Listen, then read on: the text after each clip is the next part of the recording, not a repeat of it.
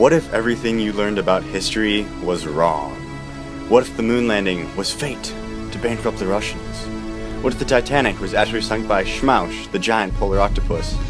What if Teddy Roosevelt was actually a woman? Come with me on a journey of discovery in Remixing History.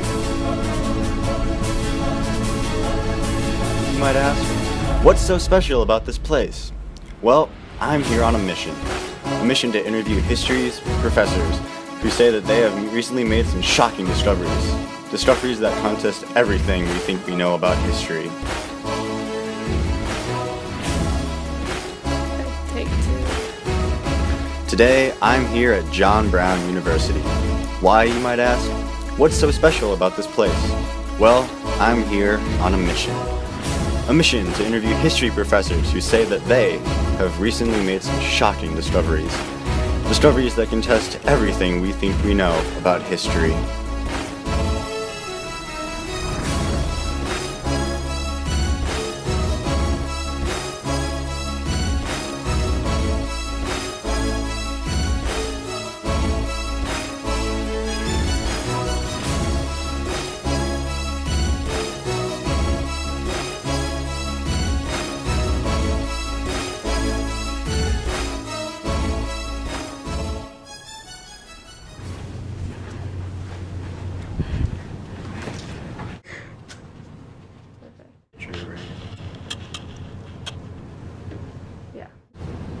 I'm Garrison Redder, and I am the head professor of the history department here at John Brown University.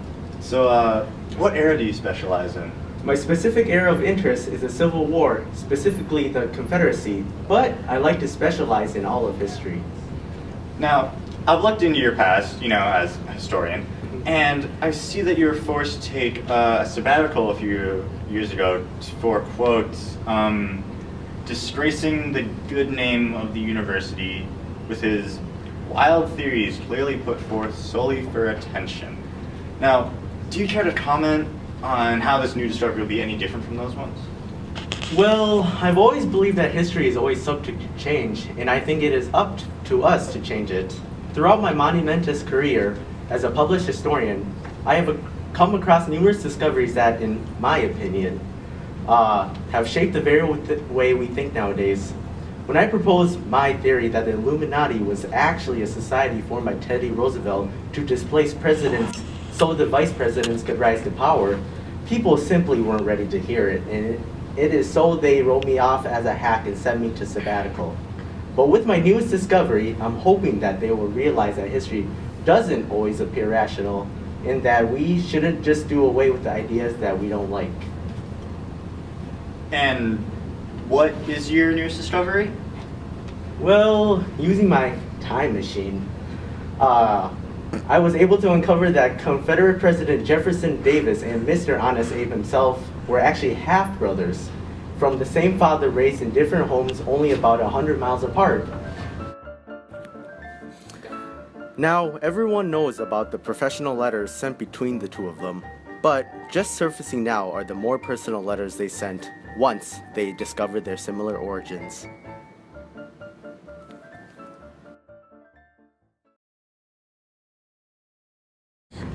So, why haven't I heard about this earlier? Well, due to the nature of their relationship, almost no one knew about their connection. And once they became rivals, they both destroyed almost all the evidence linking them as a sign that they wanted nothing to do with one another. So, you're saying, almost all the evidence. So, what survived of the evidence that led you to the conclusion that they were brothers? Well, the evidence is all there. Really, I'm more surprised that no one made the connections sooner here. I mean, just look at the two of them. You could clearly see the resemblance between them. Wait, so you based your entire discovery on the fact that two people from the 1800s look similar? Surely that cannot be it. What about those notes you said that survived? About those notes, those were actually more of what I thought the letters between them would look like. No real letters were actually uncovered that hinted to them being brothers, but like I said, that's because they both destroyed all evidence that they were related. I decided that I needed to move on from Garrison and try and find a historian whose claims were not just derived from happenstance. My next interview on my list was with John Johnson III, who I heard was working on a bombshell of a theory that was well worth my time. Hello? Hello. Let's go take a seat, please. Doing good, thank you. We've been told by... What have you been told? Who told you? Well, Whatever they said is a lie. They're agents, spies of the enemy. What I'm trying to say- No, you don't listen to them, you listen to me now, son. Sir, Trust nobody. I'm trying to tell Believe nothing. We've been told that you are one of the university's resident experts on the topic of American history. Oh. Yes, that's true. Actually, to be quite frank with you, I'm the resident expert in the entire country of the United States, if that's what you prefer to call them. You see, I know everything on the topic of real American history. What do you mean by real history? How is this different from, other historians? Oh no. What? Let me give you a few examples.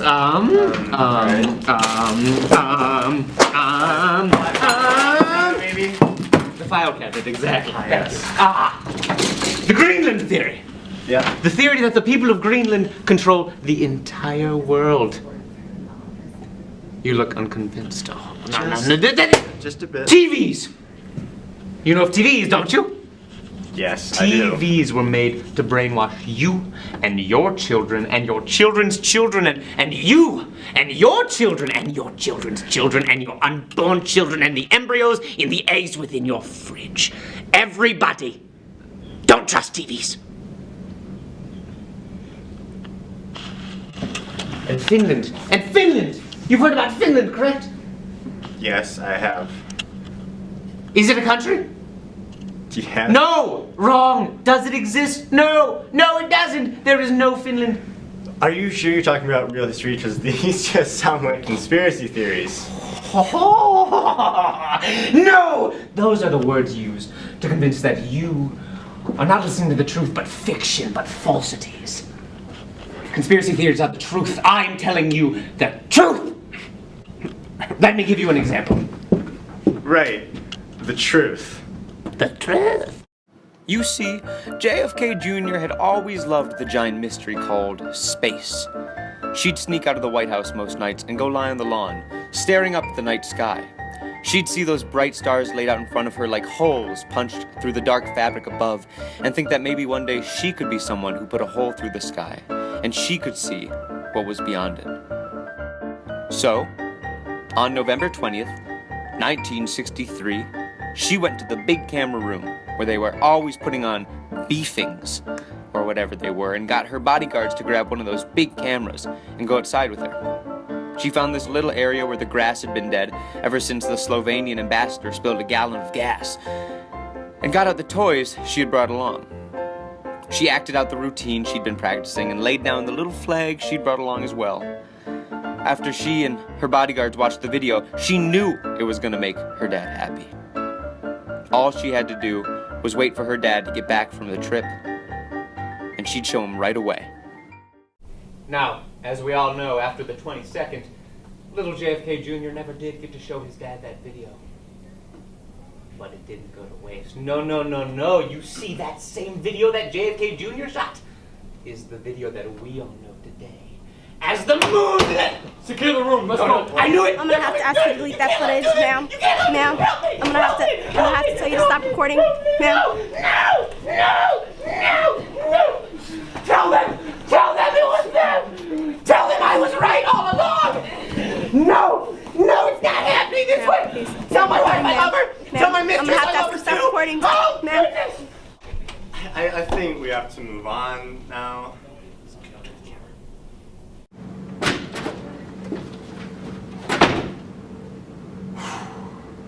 After that experience, I decided to move on to Professor Sanford, who was on sabbatical from Stanford University, and I hear has some interesting new discoveries that we'd all like to hear about.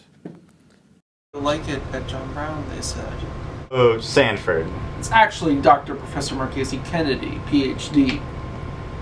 Alright. Anyway, I hear that you are a history professor on sabbatical from Stanford. So tell me, how do you like it here at John Brown University so far? Well, I'm going to be straight with you, Chris.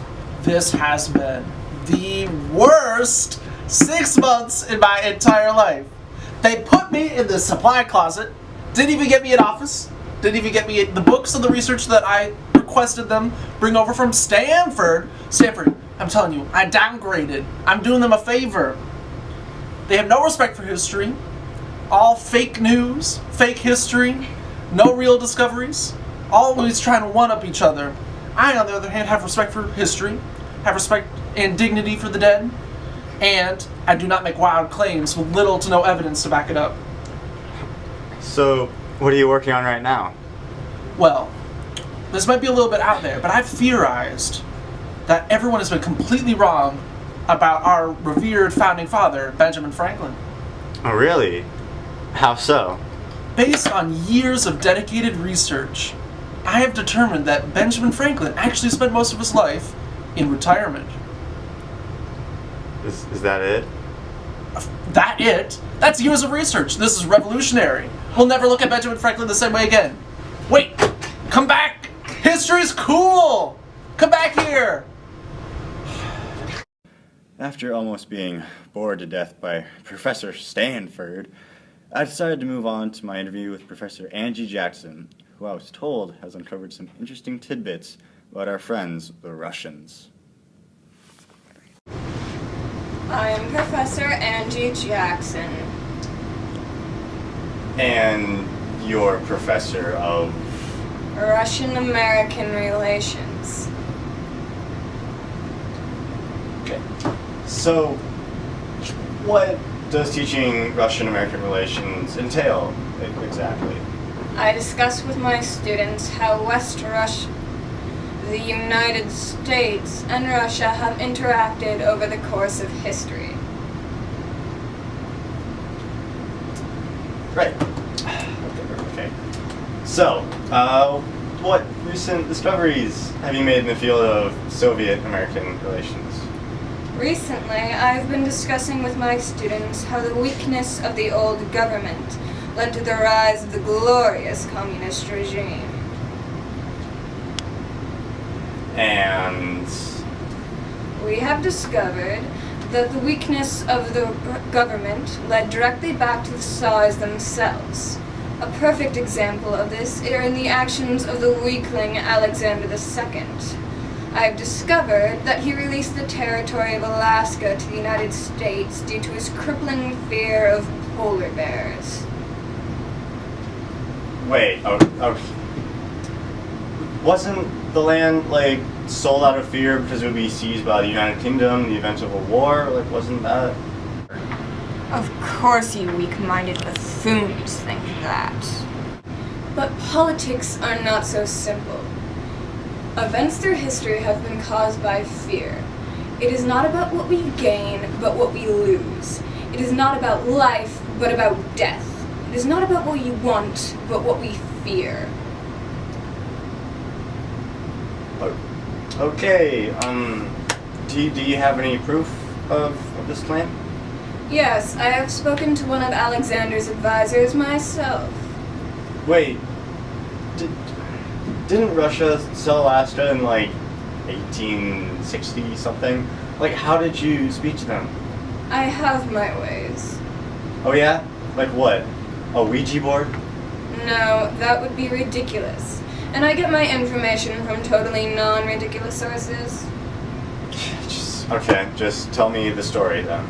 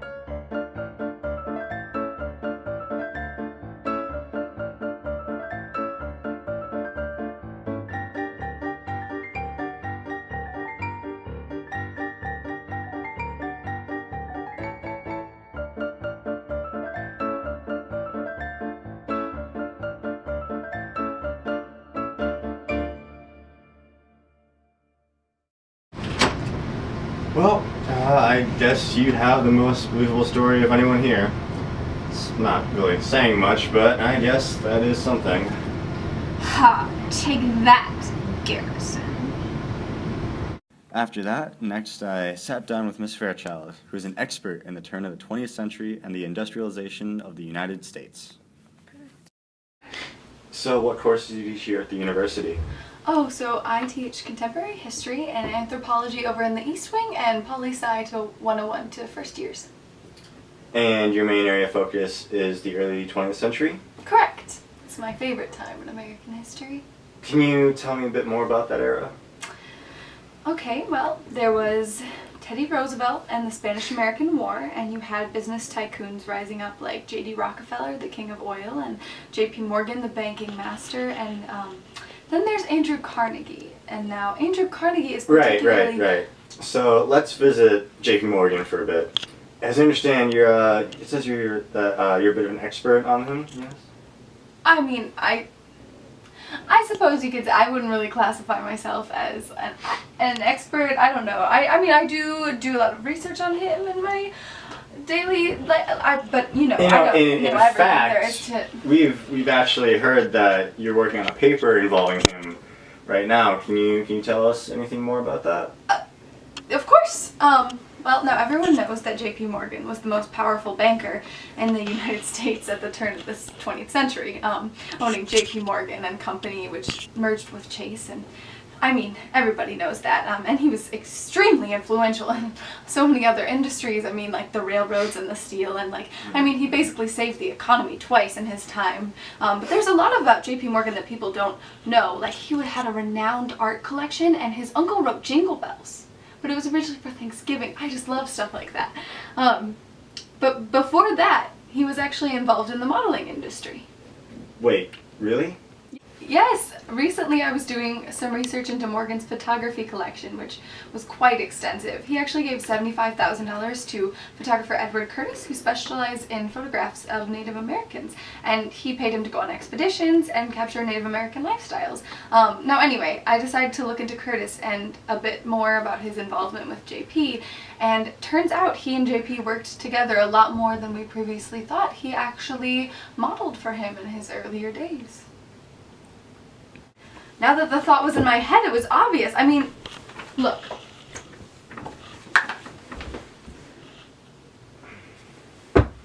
Clear as day.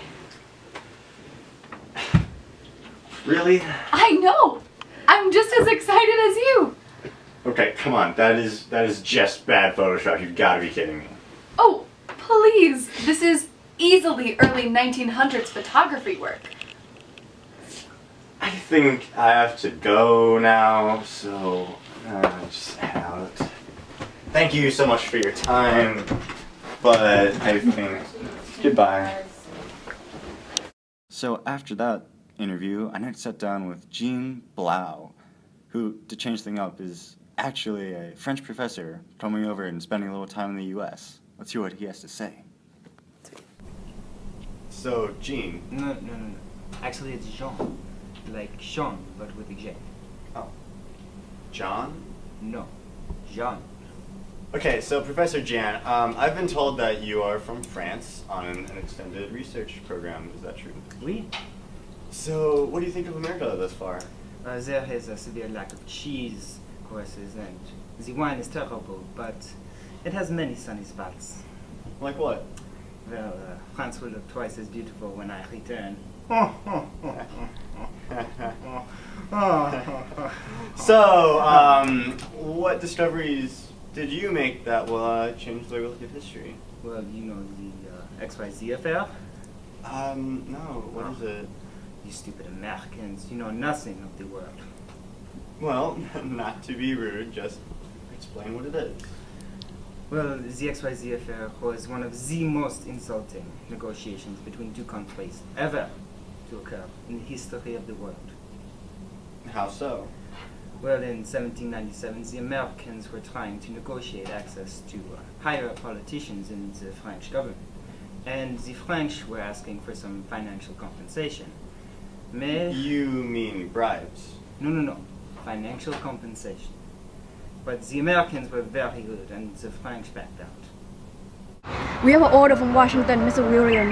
We must gain the trust of these naughty Frenchmen in order to avoid international diplomatic incident. The reputation of our nation is on the line. How will we be able to reach the consensus which is concealed under the thick veneer of this game? I have studied diplomacy at the most prestigious of our young nation's institution and served in the Congress for years. Clearly, to speak the language, after all, we can't just bow to the demands and for bribes. Us Americans are above that. So you speak French, Abison? Of course not, it's too brutal. I studied at ancient Greek at Harvard. What I meant is that speaking French is not that hard. It is kind of easy. All you have to say is a few mon ami and Creole sounds. They will surely get to the point. Well, you are the diplomacy expert here. Look, here they come. Ambassador Smith, Ambassador Williams, welcome to Paris. I hope you have enjoyed our fair city. She is, after all, the city of art, love, life, and light. So, I pray you have considered our financial arrangement? We've not. It is an outrage. America is a nation deserving of your respect. Pardon moi? Do you understand what we are saying? Well, we have to try harder. Come on, you give it a go. You think you can ease the rules conversation? We are ambassador you will disgrace. Are you trying to speak French? We understand English, you know. That accent is offensive. How dare you mock us? The negotiations are over. They are indeed. France does not need the money of raving lunatics.